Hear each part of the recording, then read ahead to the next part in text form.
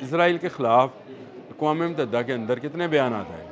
बयानात से अब कुछ नहीं होने वाला, अब आपको अमली इक़दाम करने पड़ेंगे। चीन और रूस दोनों सुपर पावर्स हैं और दो सुपर पावर से अमेरिका टकरा नहीं सकता है। तो इस वक्त अमेरिका और इसराइल को एक ऐसा ही ताकत का मैग्नेट समझा जाए जिसमें आहिस्ता आहिस्ता तमाम ममालिक जो हैं वो बनते चले जा रहे हैं। अमेरिका और इसराइल ने ईरान पर हमला कर दिया, आयतुल्लाह खामनेई को शहीद कर दिया, ईरान ने भी जवाबी कार्रवाई शुरू कर दी।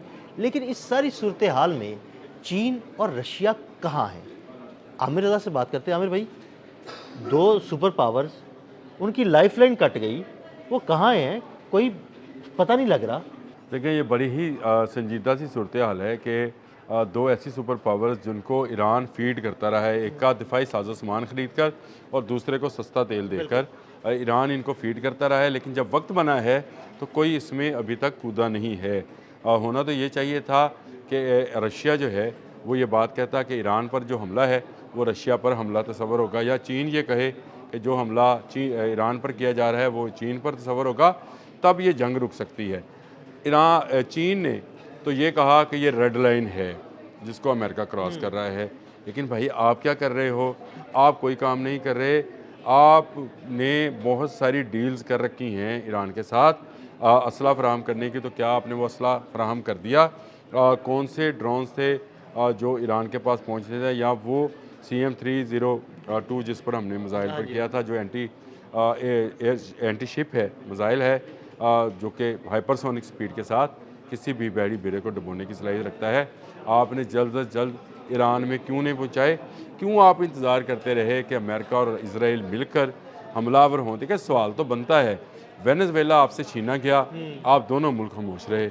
आज ईरान आपसे छीना जा रहा है, आपने हुर्मुज़ आपसे छीनी जा रही है, खलीज फारस आपसे छीना जा रहा है, पूरे का पूरा मिडल ईस्ट आपके हाथ से निकल रहा है और आप अभी तक खामोश हैं। खामोश इसलिए हैं शायद कि यूक्रेन रशिया चाहता है और ताइवान चाइना चाहता है। तो क्या अगर ये मामला है तो फिर कल को आप दोनों मुल्कों पर कौन एतबार करेंगे? ईरान ने अपनी पूरी की पूरी दिफाई हिकमत अमली जो है इन दो ममालिक की मरहून मिन्नत ही तैयार कर रखी है। देखिए, ईरानी मुकाबला कर रहे हैं लेकिन इतने ज़्यादा ममालिक के साथ क्योंकि ये एक इतिहाद बनता चला जा रहा है। मैं तो आपसे ये कहता हूँ कि इतिहाद बनता चला जा रहा है। ताकतवर के साथ जो है एक मैग्नेट्स की तरह ममालिक जो हैं वो जुड़ते जाते हैं। तो इस वक्त अमेरिका और इसराइल को एक ऐसा ही ताकत का मैग्नेट समझा जाए जिसमें आहिस्ता आहिस्ता तमाम ममालिक जो हैं वो बनते चले जा रहे हैं। खुद ईरान की जो हिकमत अमली थी कि इस जंग को मिडल ईस्ट तक फैलाया जाएगा, तो अब मिडल ईस्ट में आप ये देखें ना कि सऊदी वली अहद जो हैं मोहम्मद बिन सलमान, उनका ये बयान कि हम मिडल ईस्ट के ममालिक पर ईरान के इस तरह के हमलों की मजम्मत करते हैं और इसे बर्दाश्त नहीं किया जाएगा। तो इसका मतलब ये है कि वो जो मैग्नेट ऑफ पावर है उसके इर्द गिर्द जो है मुल्क इकट्ठा होना शुरू हो गए हैं। तो ये ईरान के लिए भी ज़रूरी है कि ईरान के भी दो अगर हमायती मौजूद हैं जो इससे फ़ायदा उठाते रहे हैं, उनको सामने आना चाहिए।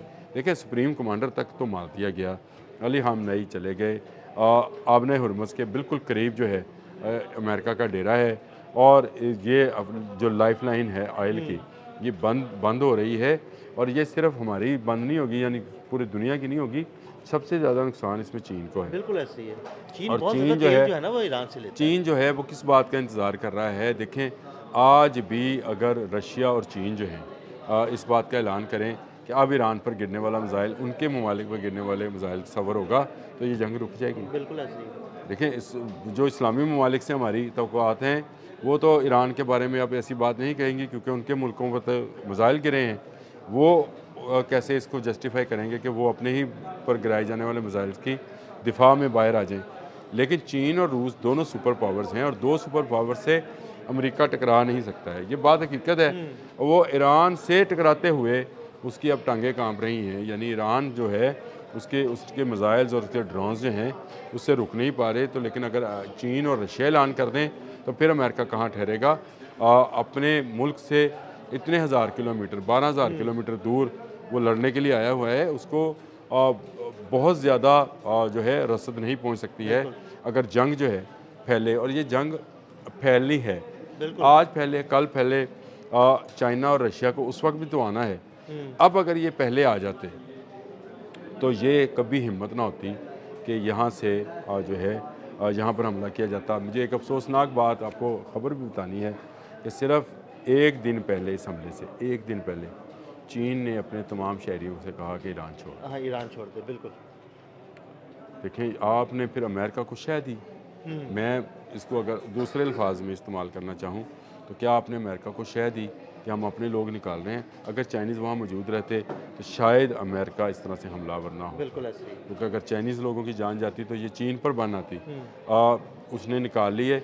मुझे ये इस बात का अफसोस है। मुझे ये भी अफसोस है कि इस वक्त ज़रूरत है ईरान को तमाम उन ममालिक की जो उसे सपोर्ट कर सकते हैं। चले उसे असला ना दे सकते हों, उसे अखलाकी तौर पर तो सपोर्ट करें, लेकिन अखलाकी सपोर्ट में इसका क्या करें कि रूस से एक बयान आ गया कि हम मजम्मत करते हैं, चीन से बयान आ गया कि ये रेड लाइन है, हम इसकी मजम्मत करते हैं, ईरान पर हमला नहीं होना चाहिए था। और भाई हमला हो गया, अब आपको सामने आना चाहिए था। मैंने आपसे पहले भी कहा था कि मैं इसी तलाश में हूँ कि ये कोई मदद पहुँचाएँगे तभी ईरान जो है सर्वाइव कर पाएगा। ईरान कितने लंबे अरसे तक एक बड़ी सुपर पावर के ख़िलाफ़ और जिसके पूरे मिडल ईस्ट की ममालिक की हमायत हासिल है, वहाँ फ़ौजी अड्डे हासिल हैं, इसराइल जैसा मुल्क उसके साथ है, वो कितनी देर सर्वाइव कर पाएगा? ईरान को इस वक्त इन दो मुल्कों की सपोर्ट, वैसे तो तीन मुल्कों की सपोर्ट ज़रूरी है उसके लिए, तीसरा मुल्क जो है वो आपका शुमाली कोरिया है। बिल्कुल ऐसे। मैं इसकी शुमाली कोरिया की तरफ से बयान तो आया है। शुमाली देखिए, बयान आने से रुकने वाला नहीं। इसराइल के ख़िलाफ़ अक़वाम मुत्तहिदा के अंदर कितने बयान आता है, चीन, रशिया, पाकिस्तान और शुमाली कोरिया, कुछ नहीं बोलता। लेकिन गज़ा में उसने जो तबाही मचानी थी उसने मचा दी।